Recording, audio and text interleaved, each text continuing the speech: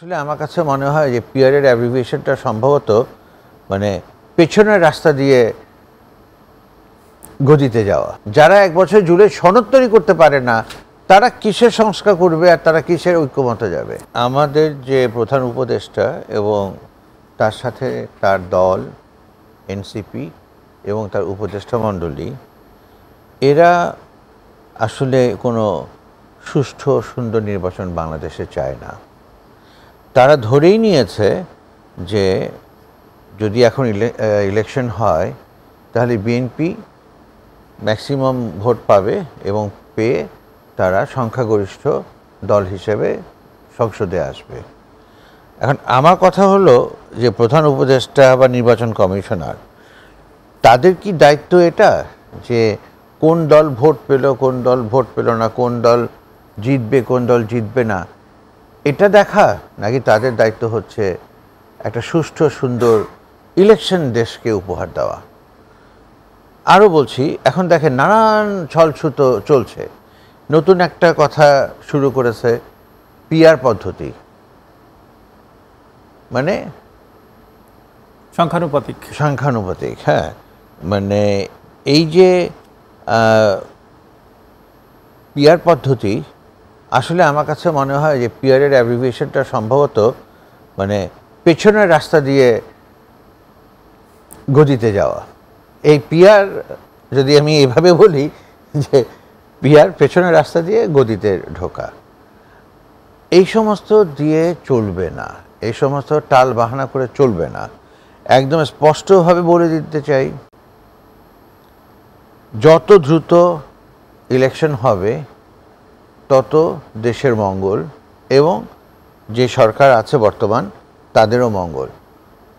আর নানান টাল বাহানায় এই যে তারা পিছাতে চাচ্ছে এই সংস্কার ওই ঐক্যমত অমুক তমুক নানান কিছু, এগুলো দিয়ে কোনো কাজ হবে না। কারণ এই যে সংস্কার, আপনি কিসের সংস্কার করবেন?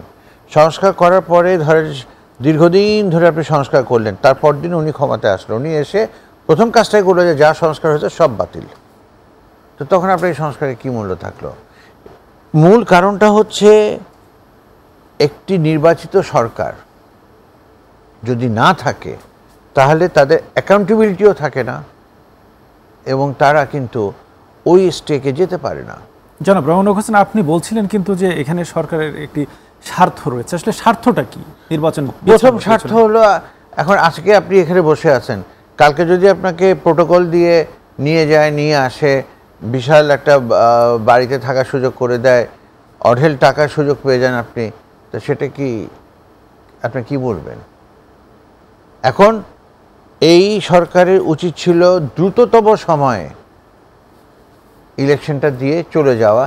কে হারলো কে জিতলো, কে আসলো কে আসলো না, এটা তাদের হেডেক ছিল না। কিন্তু তারা এখন ক্ষমতারও স্বাদ পেয়েছে, গদিরও আরাম পেয়েছে, এই সব কিছু মিলে একেবারে এমন একটা অবস্থা।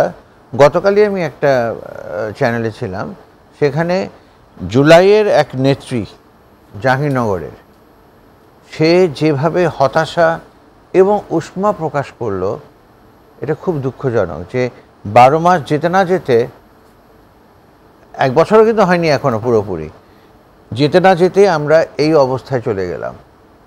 তাহলে কি দাঁড়ালো? এই যে এত আত্মত্যাগ, এত কিছু, সব কিছু তো বৃথা হয়ে গেল। 1 বছরে একটা জুলাই সনদ তৈরি করতে পারলো না। যারা 1 বছর জুলাই সনদ তৈরি করতে পারে না তারা কিসের সংস্কার করবে আর তারা কিসের ঐক্যমতে যাবে? এই যে জুলাই সনদের কথা বলছেন, জুলাই সনদ কিন্তু তারা বারবার জুলাই সনদ দাবি করে আসছে। আসলে এই বাধাগুলো কোথায় মানে জুলাই সনদ প্রস্তুতের? এগুলো কোনো বাধা না, এগুলো হলো শুধুমাত্র লোক দেখানো।